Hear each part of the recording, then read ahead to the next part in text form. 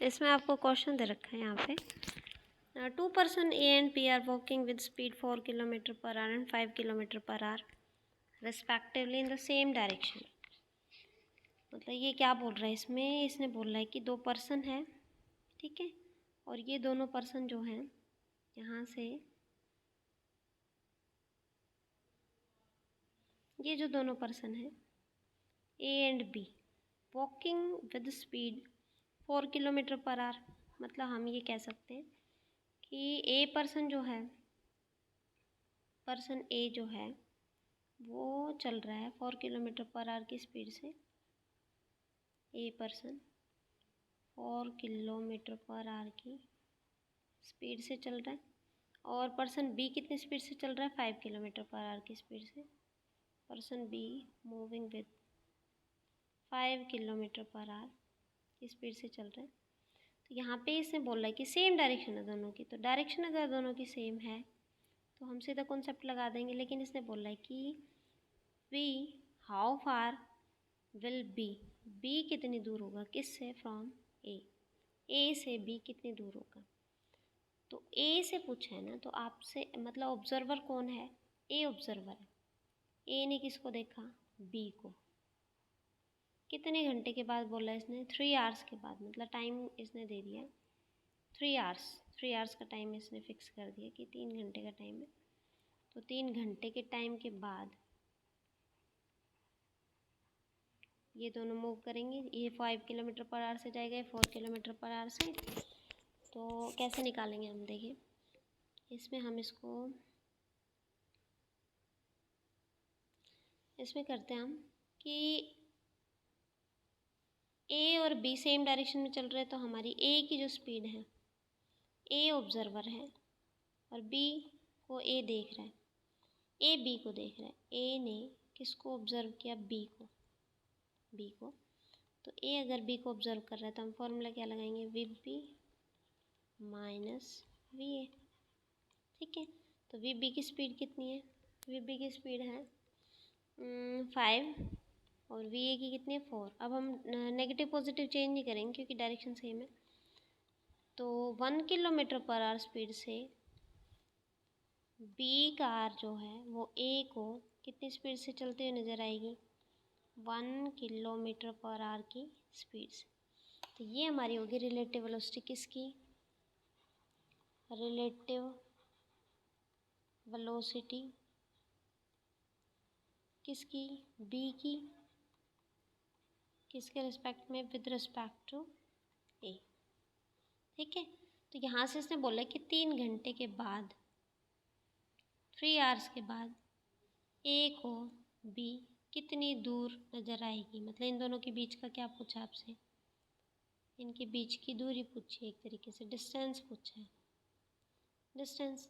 तो डिस्टेंस का फॉर्मूला क्या होता है, डिस्टेंस का फॉर्मूला होता है स्पीड मल्टीप्लाई टाइम। तो स्पीड तो इनकी रिलेटिव वेलोसिटी लगेगी अब, क्योंकि रिलेटिव वेलोसिटी के कॉन्सेप्ट के हिसाब से चलेगा कि ये वाली बी जो कार है वो ए से 1 km/h से तेज़ चल रही है। तो हम 1 km/h की स्पीड ही लेके चलेंगे, कितनी तेज़ चल रही है उतनी स्पीड की वजह से इनके बीच में गैप बनेगा। तो हम क्या कहेंगे, स्पीड बी की ए के रिस्पेक्ट में multiply time, speed multiply time. तो स्पीड तो आपकी 1 है और टाइम आपके पास है 3। तो कितनी दूर चली जाएगी बी कार ए के रिस्पेक्ट में कितनी दूर चली जाएगी, ए जब बी को देखेगा तो बी कार उससे 3 किलोमीटर दूर चली जाएगी, 3 किलोमीटर। आया समझ। अभी हम नेक्स्ट करते हैं इस पे क्वेश्चन। तो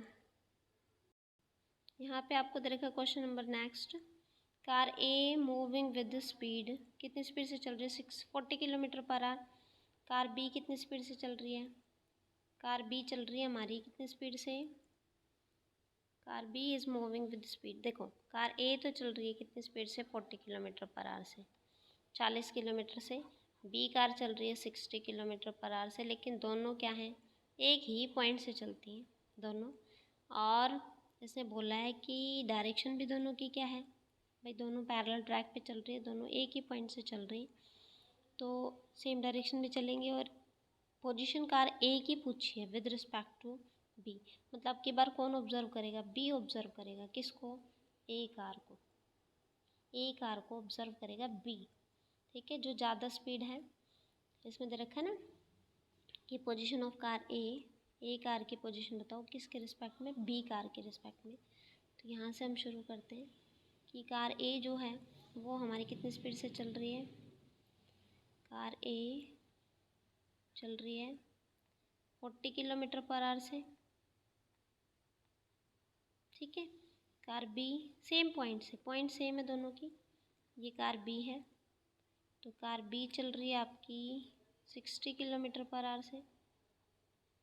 ठीक है, फिर इसने बोला है कि सेम पॉइंट से चलती है, तो 15 मिनट के बाद, टाइम आपको कितना दे दिया, टाइम दे दिया इन्होंने 15 मिनट्स। 15 मिनट के बाद बी कार जब ए कार को देखती है, तो ए कार डेफिनेटली पीछे होगी, ये 60 किलोमीटर पर आवर से चल रही है 40 किलोमीटर पर आवर से। तो देखिए इसको सोल्व करेंगे, तो यहाँ पे ऑब्ज़र्व कौन कर रहा है, ऑब्ज़र्व कर रहा है बी किसको, ए को।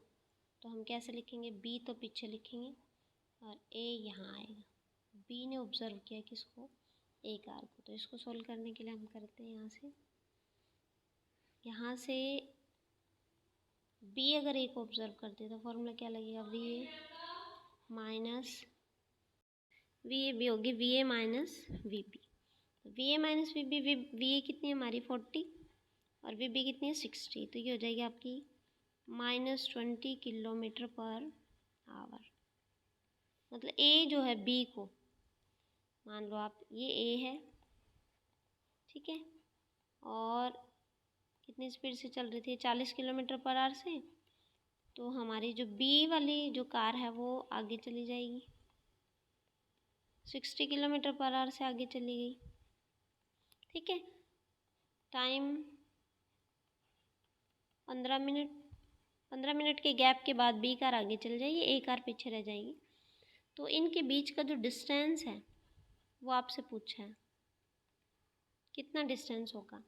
तो ये जो ए कार है वो उसको 20 किलोमीटर पर आवर की स्पीड से आते हुए नज़र आएगी, और पीछे से वी ए बी को ए 20 किलोमीटर पर आवर की स्पीड से आती हुई नज़र आएगी। ये जो नेगेटिव सिंबल है ना, इसके लिए हम लिखते हैं कि बिहाइंड, पीछे से 20 किलोमीटर पर आवर की स्पीड से आती हुई नज़र आएगी। तो यहाँ पे आप देख लो इसको, इसने डिस्टेंस पूछा, तो डिस्टेंस का फॉर्मूला क्या होता है, स्पीड मल्टीप्लाई टाइम।